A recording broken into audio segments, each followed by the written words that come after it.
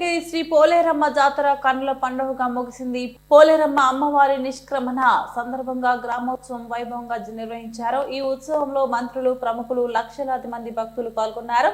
ఆలయం వద్ద నుండి అమ్మవారిని రథంపై ఉంచారు. సంప్రదాయబద్ధంగా రాజా వంశస్థులు అమ్మవారికి చీర సారె సమర్పించారు.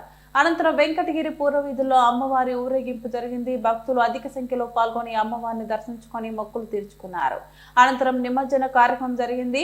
జిల్లా ఎస్పీ హర్షవర్ధన్ రాజు గట్టి బందోబస్తు నిర్వహించారు. సిఐ రమణ పర్యవేక్షణలో ఎటువంటి అవాంఛనీయ సంఘటనలు జరగకుండా జాతర ప్రశాంతంగా ముగిసింది.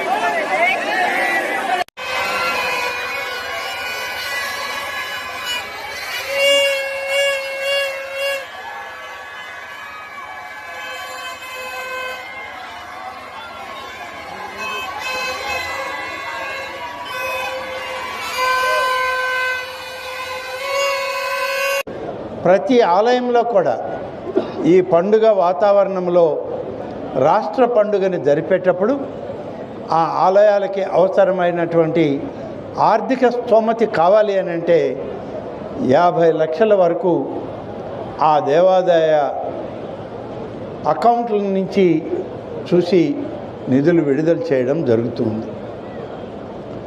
తొలి విడతగా 24-25 సంవత్సరంలో అమ్మవారి జాతరకి 30 లక్షల రూపాయలని ముందుగా అప్పుడున్నటువంటి మా కమిషనర్ గారు నేరుగా వచ్చి ఎమ్మెల్యే గారికి ఇక్కడ ఉన్నటువంటి ఈవోలకి ఆ చెక్కు విడుదల చేయడం జరిగింది. ఇది 2వ సంవత్సరం ఈ ప్రభుత్వం వచ్చాక.